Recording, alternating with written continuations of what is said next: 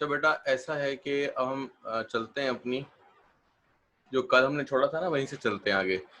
तो अपनी बुक पर आ जाते हैं। बुक की क्या कहती थी, देखते हैं।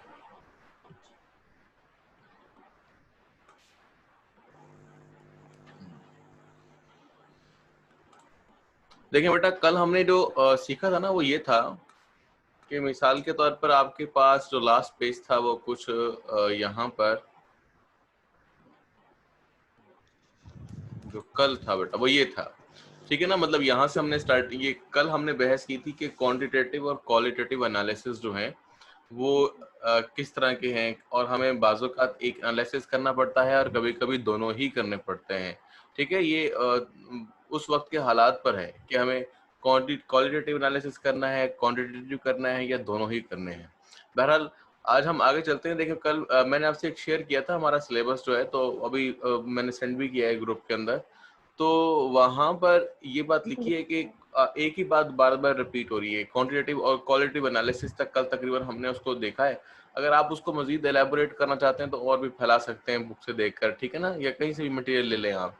लेकिन बेसिक बातें वही रहेंगी जो हमने कर ली हैं। इसके अलावा एनालिटिकल केमिस्ट्री की जो टाइप्स थी ना, वो भी हमने कर ली थी। तो उन टाइप्स के अंदर क्या कहते हैं, सिलेक्टिव थी, और क्या कहते हैं दूसरी कौन सी थी?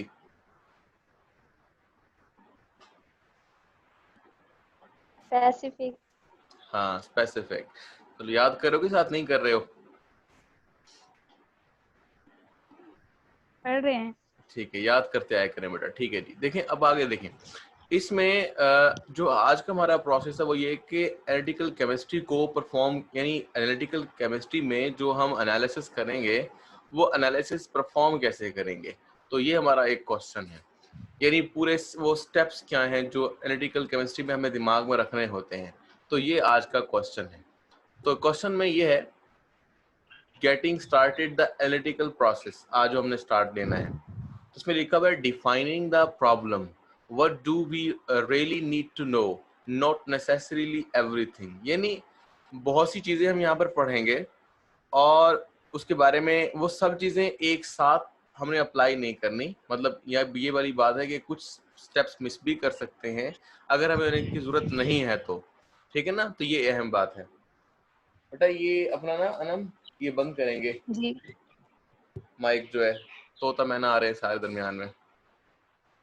हाँ जी। तो लिखता ये कि डिफाइनिंग द प्रॉब्लम। अब हम प्रॉब्लम को डिफाइन भी करेंगे और साथ साथ जितने हमारे स्टेप्स हैं उनको हम देखेंगे भी। वैसे नीचे चार्ट दिया हुआ है बहुत अच्छा, लेकिन बहरहाल थोड़ा सा इसको स्टार्ट ले लेते हैं कि ये कहना क्या चाह रहा है।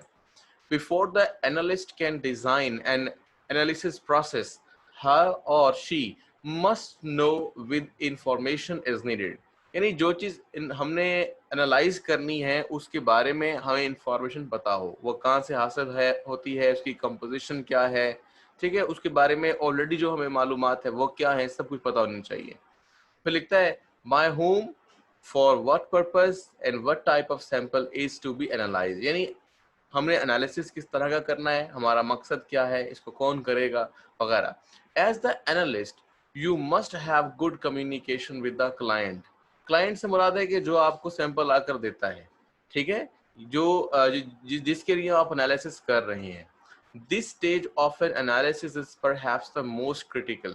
The client may be the environmental protection agency.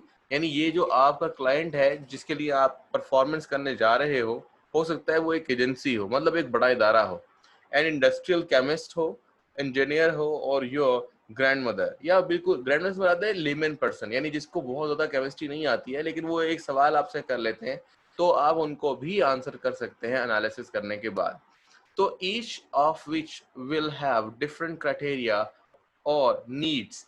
अब आपको किसको किस तरह जवाब देना है वो डिफरेंट है हर किसी के लिए। एक इंजीनियर को जवाब देना डिफरेंट है, एजेंसी को देना डिफरेंट है, अपनी ग्रैंड मदर को देना डिफरेंट है। तो उसी के हिसाब से आप चूज करोगे कि आप कौन सा एनालिटिकल मेथड अप्लाई करना चाहते हैं।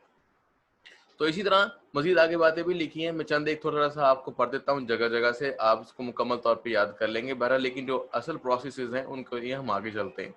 It is important to communicate in the language that is understandable by both sides.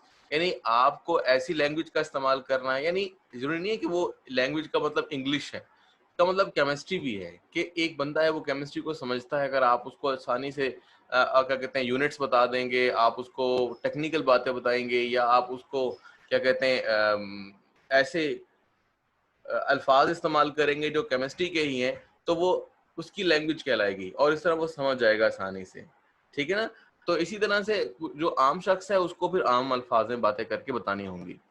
अगर लिखता है, if someone puts a bottle on your desk and asks what is in here or is this safe, यानी एक bottle रख देता है और उसके बारे में कुछ सवाल करता है, तो you may have to explain that there are 10 million known compounds and substances।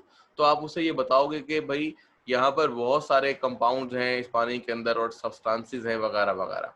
तो ये सब चीजें भी आप वहां पर कर सकते हैं, मतलब उसको बता सकते हैं। इसके बाद हम आगे चलते हैं। वो लिखता है कि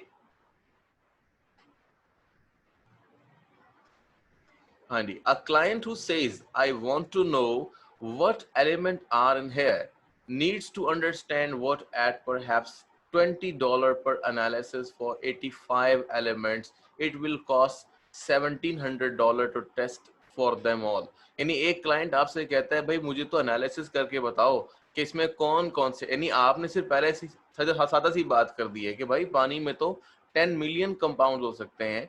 तो अगर आपसे कोई कहता है जी मुझे एनालिसिस करके बताओ कौन कौन से हैं, तो भाई बात ये, तो अगर आप एनालिसिस करोगे आपकी इसमें जाहिर सी बात है नॉलेज तो लगेगा ही, लेकिन आपकी लैब भी यूज होगी, आपकी इलेक्ट्रिसिटी भी यूज होगी, आपके बहुत से अखराजात भी आएंगे वगैरह वगैरह। उन सबको मिलाकर अगर हम कहते हैं कि एक एनालिसिस के $20 आप कॉस्ट करेंगे, तो फिर 85 अगर वो कहता है कि एनालिसिस करो या एलिमेंट्स करो, एलिमेंट्स के बारे में बताओ, तो इतनी सारी कॉस्ट पड़ जाएगी। When perhaps only a few element of interest, और हो सकता है कि हमें सारे एलिमेंट मालूम ना कर रहे हो, बल्कि क्या हो थोड़े से एलिमेंट ही हमारे इंटरेस्ट के हो, तो हमें इतने पैसे खर्च करने की जरूरत नहीं है। तो देखें, यानी हमने जरूरत को समझा। यहाँ पर इसकी एग्जाम्पल का मतलब पैसे कमाना नहीं है, मतलब ये बताना है कि जरूरत कैसे होती है कि आपने ऐसी बात है, आप कॉस्ट भी पड़ सकती है, आपको टाइम की भी इसमें काफी सारी मतलब परेशानियां आ सकती हैं। हो सकता है कि इतना सारा टेस्ट करने के लिए बहुत टाइम दरकार हो, जबकि क्लाइंट के पास इतना टाइम ही ना हो। तो आपको सारा उसे कम्युनिकेट करना है, भाई अगर आपको ये एनालिसिस करवाना है इतना वक्त लगेगा, इतना आपका खर्चा आ जाएगा, इतना मिसाल तौर पर आपको वेट करना पड़ेगा। तो ये सब चीजें आपको बतानी होगी, इसे कहते हैं गुड कम्युनिकेशन। फिर आगे लिखता है ले पर्सन, जिसे मैंने कहा था लेमैन या एक आम सा शख्स है, might come to analytical chemist with cosmetics. यानी बात यह है कि कॉस्मेटिक्स से मुराद ये है कि वो आकर कह सकता है भाई मैं ये क्रीम इस्तेमाल कर रही हूँ, तो बताएं इस क्रीम को इस्तेमाल करती रहूं, ये ठीक है मेरी स्किन के लिए नहीं है, ये लिपस्टिक इस्तेमाल करूं, ये पाउडर खतरनाक तो नहीं है वगैरह वगैरह। तो वही यही बात है कि chemist with cosmetics they wish to reverse engineer. So वो ये पता कर सकता है कि मैं जो इस्तेमाल कर रहा हूँ या कर रही हूँ ये कॉस्मेटिक की चीज, इसमें है क्या। यानी आपको एक प्रोडक्ट मिल रहा है और आपको उसके बारे में बताना, ऐसे कहते हैं रिवर्स इंजीनियर करना, वापस बताना। यानी आपके पास एक चीज है वो बन गई है, अब आप चाहते हो दोबारा इसके टुकड़े करूं और सीखूं कि इसकी क्या कंपोजिशन है, तो ये रिवर्स इंजीनियरिंग में जाता है। So they can market them and make a fortune, ताकि वो जैसा और प्रोडक्ट बना सके। बहरहाल, तो आप ये देख रहे हो कि बेटा मुख्तलिफ किस्म के सवालात हैं, मुख्तलिफ किस्म की ज़रूरियात हैं और अलग अलग किस्म के जवाबात हैं। तो ये कम्युनिकेशन अच्छी होनी चाहिए। बहरहाल बाकी आप थोड़ा यहाँ से पढ़ लेंगे। अब हम चलते हैं अगले पेज की तरफ और यहाँ पर एक्चुअली हमारा क्वेश्चन स्टार्ट होता है बेटा।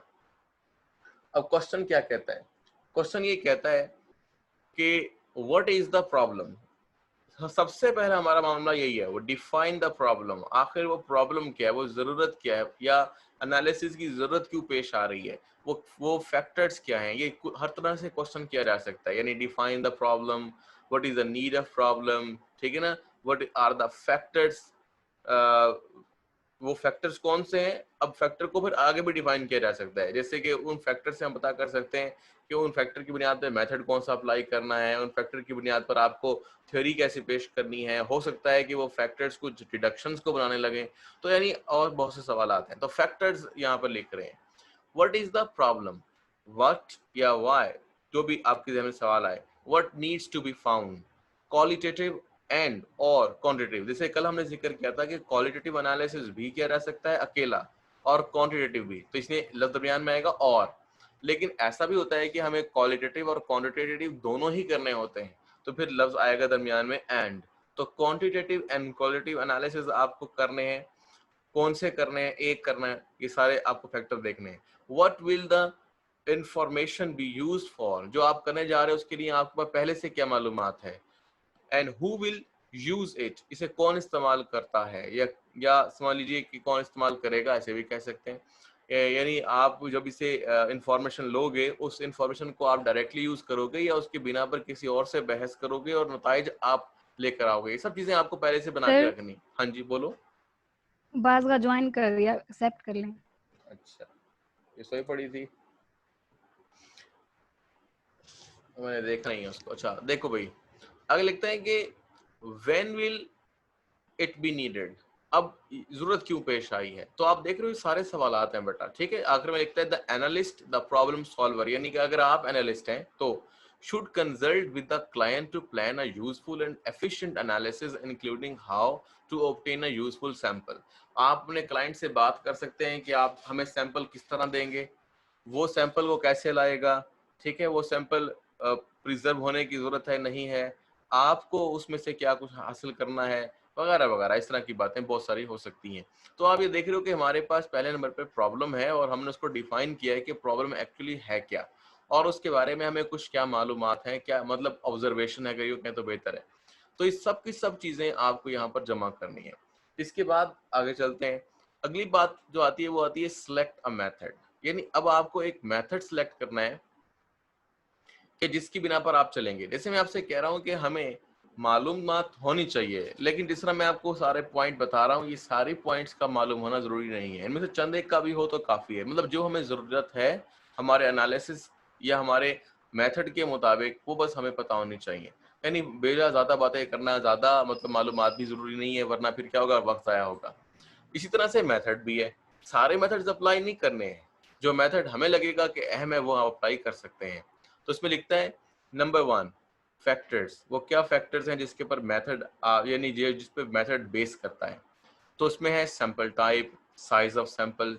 ये बेटा सब चीजें आगे वाले मामलात में लिखी हुई हैं, लेकिन मैं कुछ कुछ डिफाइन करता जा रहा हूँ। जितना मैं डिफाइन कर रहा हूँ ये भी आप लिख देंगे, अपने अल्फाज में भी लिख देंगे, क्योंकि यहाँ आप अपनी तरफ से भी लिख सकते हैं, लेकिन पॉइंट्स को आप जहन में रखेंगे तो भी आपका क्वेश्चन पूरा हो जाएगा। लेकिन अगर आपने इसके बारे में मजीद वजाहतें पढ़नी है तो आगे भी पढ़ सकते हैं। मैं फिलहाल कुछ ना कुछ यहाँ आपको मतलब बिल्कुल सादा अल्फाज में बता रहा हूँ। तो आगे लिखता है size of sample. Size of sample से मुराद है कि वो सैंपल कितना ज्यादा है या कितना थोड़ा सा है। जैसे कभी आपने एनालिसिस कराना हो, आप लैब जाते हैं, आपने अगर ब्लड एनालिसिस करवाना हो और आपको थोड़ा सा टेस्ट करवाना हो, कोई ऐसा टेस्ट जिसमें ब्लड बहुत कम इस्तेमाल होता है, तो वो सैंपल भी बहुत कम लेता है। लेकिन अगर आपको 2 3 4 इकट्ठे या क्या कहते हैं टेस्ट करवाने हो ब्लड के, तो वो ब्लड थोड़ा ज्यादा लेता है जो क्लिनिक पर मौजूद होता है। तो बात ये है कि साइज ऑफ सैंपल भी इंपॉर्टेंट होता है। ये ना हो कि आपने जो सारे मेथड अप्लाई करने हैं वो मुकम्मल ही ना हो और आपका जो सैंपल है पहले खत्म हो जाए। अगर कहता है सैंपल प्रिपरेशन नीडेड, जरूरत है या नहीं है, ये सब कुछ शामिल होगा उसमें। कंसंट्रेशन एंड रेंज, यानी उसकी सेंसिटिविटी कैसी है, वो प्रिजर्व करना चाहिए नहीं करना चाहिए, उसकी पीएच कितनी रखनी चाहिए, उसकी पीएच चेंज होने से क्या फर्क तो नहीं पड़ेगा सैंपल पर। तो ये सेंसिटिविटी डिफरेंट अंदाज में देख सकते हैं। सिलेक्टिविटी नीडेड, इंटरफेरेंसेस, यानी उसके साथ कोई दूसरा तो क्या कहते हैं इंटरफेयर नहीं कर सकता सब्सटेंस जो उसके अंदर मौजूद हो एज अ इम्प्योरिटी, या अगर आपने उसे खोल के रखा हुआ है हवा की मदद से उसकी ऑक्सीडेशन तो नहीं हो जाएगी। तो ये सिलेक्टिविटी के एतबार से बात भी आती है। मतलब ये थोड़ा सा इकट्ठे ही है, सेंसिटिविटी और सिलेक्टिविटी, ये थोड़ा आगे रख के समझेंगे। Accuracy and precision needed, tools और इंस्ट्रूमेंट। ये एक्यूरेसी प्रिसीजन के बारे में आप काफी तक जानते होंगे, बहरहाल ये हमारा टॉपिक है अलग से ही एक, और ये हम पढ़ेंगे। ये हमारे जो मैंने आज आपको भेजा है, थोड़ा सा हो सकता है आपके मेरे पास ज्यादा अच्छा बेटा प्रिंट में नहीं था वो जो आपको व्हाट्सएप पे मैंने आपका कोर्स भेजा है, तो बहरहाल वो क्या कहते हैं कॉलेज से मिल जाएगा उसकी थोड़ी सी अच्छी कॉपी। तो लेकिन उसमें पढ़ा जा रहा है, आप पढ़ सकते हैं कि उसमें भी एक्यूरेसी और प्रिसीजन जो है वो लिखा हुआ है, वो मैं आपको वहीं पर तफसील से बताऊंगा। बाकी टूल्स और इंस्ट्रूमेंट अवेलेबल हमारे पास क्या मौजूद है, हमारे पास देखिए हर चीज़ की एक लिमिटेशन होती है। अगर आप एक छोटे एनालिस्ट हैं और आपके पास एक लैब का साइज छोटा है, तो इंस्ट्रूमेंट भी आपके पास सिलेक्टिव होंगे। तो आपने ये देखना है कि हमारे इंस्ट्रूमेंट वो मेथड जो आप सोच रहे हैं क्या वो मतलब यूज कर सकते हैं या नहीं, या हमारे इंस्ट्रूमेंट काफ़ी रहेंगे, या हमारे इंस्ट्रूमेंट में लिमिटेशंस आ जाएगी, मतलब हमारे इंस्ट्रूमेंट ना काफ़ी रहेंगे जो हम करना चाह रहे हैं। तो हमें हर चीज़ को देखना है। तो ये अगर हमारे इंस्ट्रूमेंट ही कर सकेंगे तो हम ऐसा मेथड ही वहाँ पर अप्लाई करेंगे। नेक्स्ट है कॉस्ट। कॉस्ट क्या पड़ेगी? जैसे हमने शुरू में जिक्र किया था कि जो कॉस्ट है आपके पास वो ज़्यादा है, मतलब अगर होती है तो फिर मसला बढ़ जाएगा। तो सारे हम एलिमेंट को टेस्ट नहीं करेंगे, थोड़े एलिमेंट टेस्ट करेंगे जो हमारे इंटरेस्ट के होंगे। इस तरह स्पीड, ड्यूरेशन क्या होगा, स्पीड यानी ये समझ लीजिए कि कितना देर तक हम ये एक्सपेरिमेंट कंप्लीट कर पाएंगे, ठीक है, या जो हम रिएक्शंस कर रहे हैं उसकी स्पीड क्या है। बहरहाल ये स्पीड भी काफ़ी लंबा चौड़ा बहस है इसके ऊपर। अगर does it need to be automated, automated का मतलब होता है खुदकार मशीनों के जरिए से काम करना, मतलब हमें खुद हाथ से ना करना पड़े, तो कोई ऐसी मशीन है जिसको हम सैंपल दे दें और वो खुद सब कुछ करके हमें जवाब दे दे, इसे कहते हैं ऑटोमेटेड।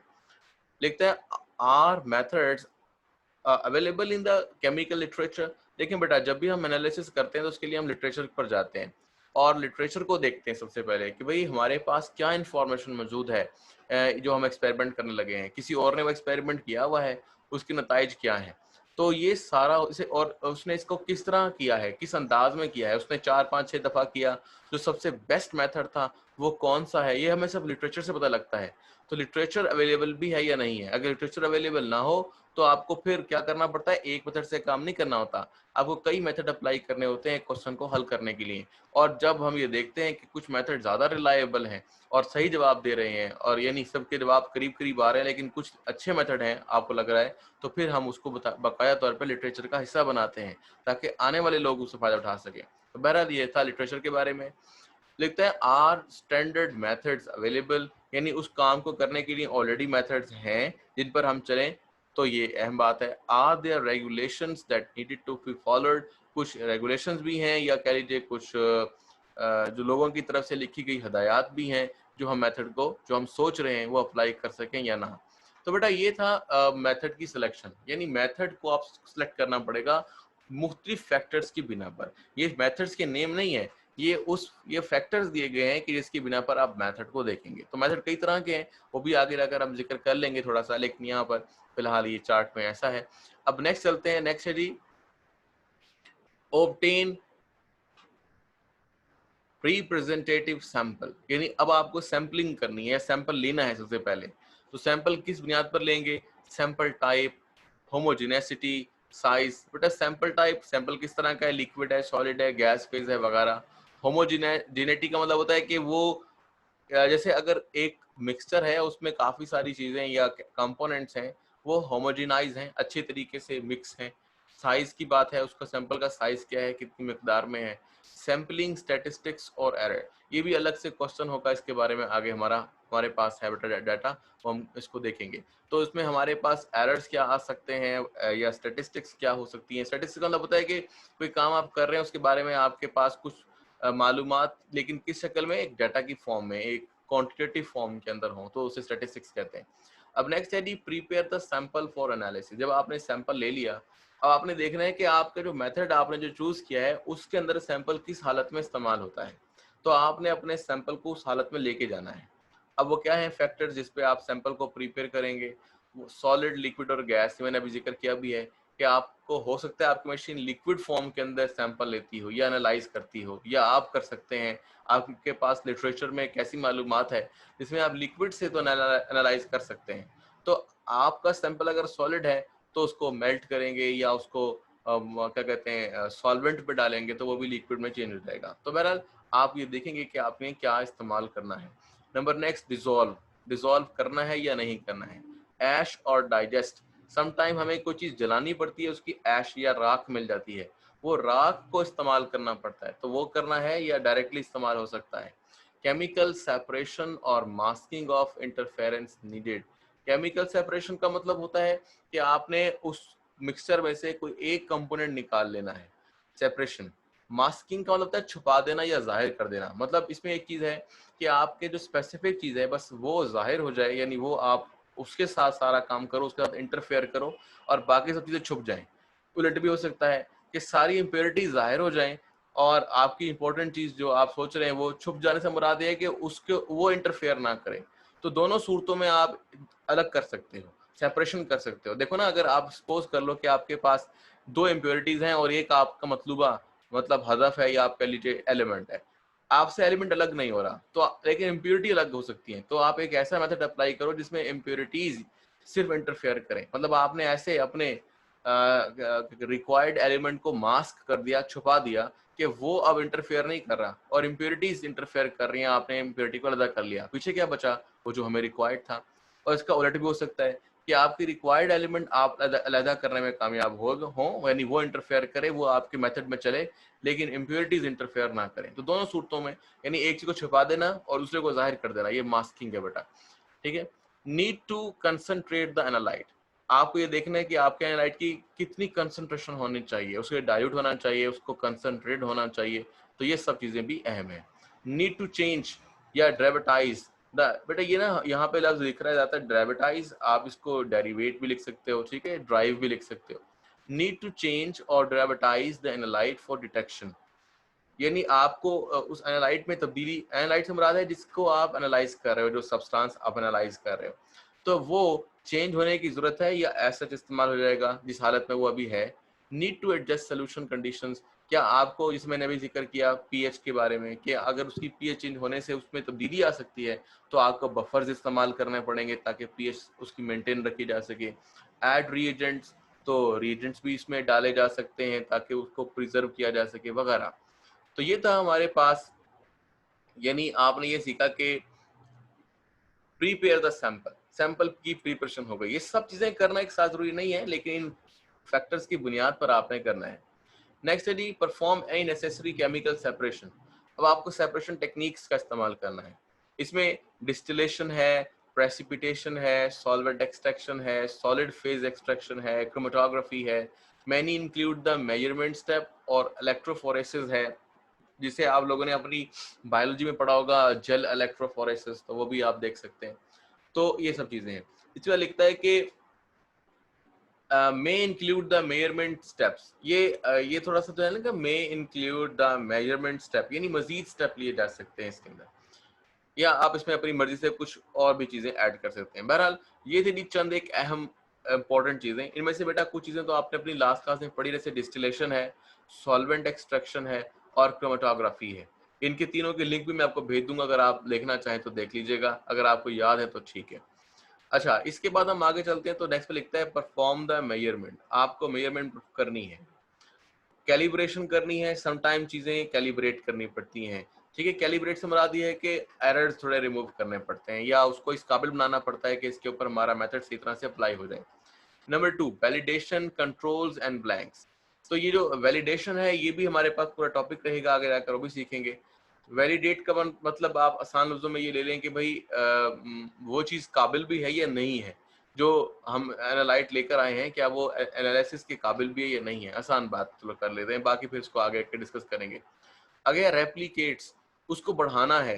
रेप्लिकेट का मतलब है मतलब 1 से 2 कर लीजिए, आसान लफ्जों में बात करें, लेकिन यानी आपके बढ़ाना है, उसमें उसको मजीद डाइल्यूट करना है, या उसकी जो मेजरमेंट करते हुए आपने कई तरीके से मेजरमेंट लेनी है। तो बहरहाल ये अलग अलग तरीके से बातें हो सकती हैं। तो ये आपने सिर्फ इनके नाम याद करने हैं, थोड़ा थोड़ा सा मालूमात आपने देनी है। अगर calculate the result and report, जब आप परफॉर्मेंस कर लेंगे, मेजरमेंट आ जाएगी, मेजरमेंट मतलब रिजल्ट भी है, ठीक है। रिजल्ट्स मतलब ले सकते हैं, अगर आपके दिमाग में रिजल्ट्स आ गए तो आप यूं भी सोच सकते हैं। कैलिब्रेशन का मतलब है रिजल्ट को 2-3 तरीके से निकालो, ठीक है। वैलिडेशन का मतलब है ये भी उसी में जाता है कि आपने कई दफा एक्सपेरिमेंट किया, जवाब सेम आ रहा है तो वैलिडेट हो गया, ठीक है। रेप्लिकेट का मतलब भी यही है ऑलमोस्ट, यानी कैलिब्रेशन, वैलिडेशन, रेप्लिकेशन, ये सब एक जैसी चीजें हैं रिजल्ट्स के एतबार से, लेकिन थोड़ा थोड़ा सा फर्क होता है, फिर वो करेंगे। नेक्स्ट है जी, calculate the result and report. आखिरकार जब आपने नताइज निकाल ली हैं तो उसकी बुनियाद पर आप कुछ क्या बताएंगे, लोगों को लिखकर बताएंगे, वो आपकी रिपोर्ट कहलाएगी, ठीक है। उस रिपोर्ट में आप क्या लिखोगे, भाई ये रिजल्ट से और मैंने उनको इस मेथड से कैलकुलेट किया है, यानी आपको अपना सारा प्रोसीजर बताना होगा, सिर्फ जवाब नहीं। ताकि ये जो रेप्लिकेट का मतलब है ना ऊपर, इसको थोड़ा सा यहाँ डिफाइन करते हैं, ताकि जब आप रिपोर्ट करोगे और कोई चाहता है कि वो भी इसी तरह से एक्सपेरिमेंट को करके देखे कि आप सच बोल रहे हैं या नहीं, तो वो एक्चुअली रेप्लिकेट करेगा आपके मेथड को और दोबारा से जवाब निकालेगा।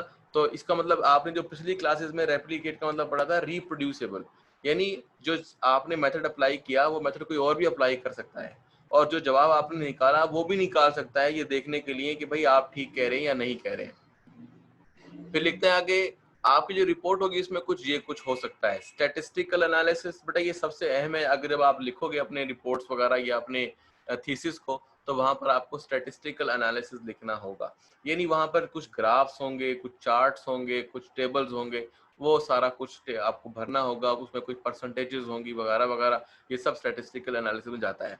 Report results with limitations and accuracy information, इसमें ये रिपोर्ट में ये भी लिखेंगे कि भाई आपकी लिमिटेशंस क्या थी, क्या चीज आप नहीं कर पाए या करनी चाहिए थी, मिसाल के तौर पर आप नहीं कर पा रहे थे, या आपका इंस्ट्रूमेंट इस काबिल नहीं था, या आपके एनवायरनमेंट में कुछ मसला था, तो ये सब चीजें आप लिखोगे, लिमिटेशंस क्या थी और किस हद तक आपका जो है ना रिजल्ट एक्यूरेट है। आपको लिखना पड़ता है कि मेरा रिजल्ट 95% तक एक्यूरेट हो सकता है, यानी इस मेथड में जो आप जवाब निकालोगे वो 95% तक एक्यूरेट हो सकता है।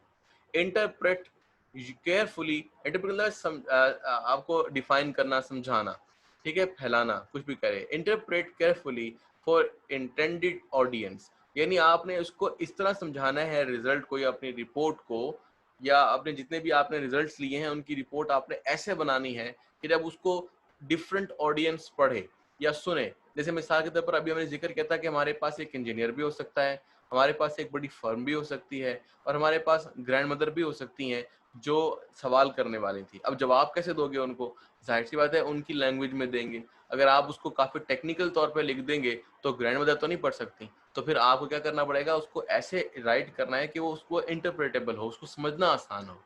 फिर आगे लिखता है क्रिटिकली इवेल्युएट रिजल्ट्स, और अच्छी तरह रिजल्ट निकालने हैं, बार बार निकालने हैं, उनको बिल्कुल अच्छा कैलकुलेट करके देना है। तो ये आपने बताना है कि मैंने इसको किस किस तरीके से कैलकुलेट किया है। और इवेल्युएट से मुराद होता है कि जांच परख करना, कि भाई आपने इसकी जांच परख भी कर ली है। तो क्रिटिकली अच्छे तरीके से, क्रिटिकल का मतलब ये भी होता है कि आपने ये सोचकर भी एक्सपेरिमेंट किया है कि आपका जवाब गलत है और आपने उसको गलत साबित करने की कोशिश के अंदर दोबारा एक्सपेरिमेंट किया, लेकिन आप उसे गलत साबित नहीं कर पाए। अगर ऐसा होगा तो हम कहेंगे क्रिटिकली इवेल्युएटेड रिजल्ट है ये। तो बहरहाल आगे लिखता है आर इंटरेक्शंस नीडेड, और क्या वहां पर मजीद मालूमात की, या इंटरेक्शन का मतलब आपको पता है कि मजीद कुछ उसके साथ और भी जरूरत है या नहीं है जो ताल्लुक रखती हो हमारे रिजल्ट के साथ। तो बेटा देखें, ये आपके पास था थोड़ा सा एक चार्ट। इस चार्ट में कुछ जगहों पे फैक्टर्स दिए हैं, कुछ जगहों पर आपको बताया गया है कि आपने किन चीज़ों का ख्याल रखना है, यानी हदायत वगैरह भी हैं। तो इससे पता लगता है कि ये एक छोटा सा अमल नहीं है, मतलब जो आप एनालिसिस करते हो, ये एनालिसिस कोई छोटी मोटी चीज़ नहीं है, बल्कि एक बड़ी मतलब फॉर्म है। इसको करते हुए आपको बेतहाशा चीज़ों का ख्याल रखना पड़ेगा और एहसास करना पड़ेगा। ठीक है जी, मेरा ख्याल टाइम आपका अगले लेक्चर का शुरू होने वाला है, तो ख़त्म कर दें फिर इसको बेटा। हाँ जी सर। तो यहाँ से कोई क्वेश्चन है किसी का तो वो कर सकता है बेटा, या फिर मुझे ग्रुप में राइट कर दे जैसे आप चाहें।